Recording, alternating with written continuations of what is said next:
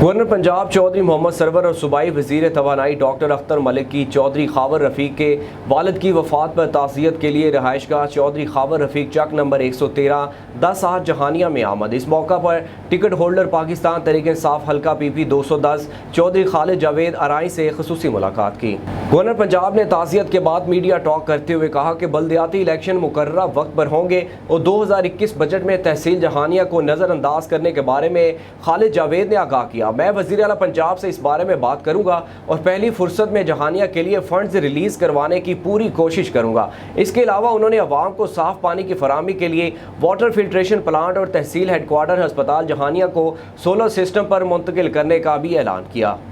जावेद साहब ने कुछ और जावेद साहब ने और उसके साथ साथ में जो बात आप मेरे नोटिस में लाए थे खालिद जावेद साहब ने,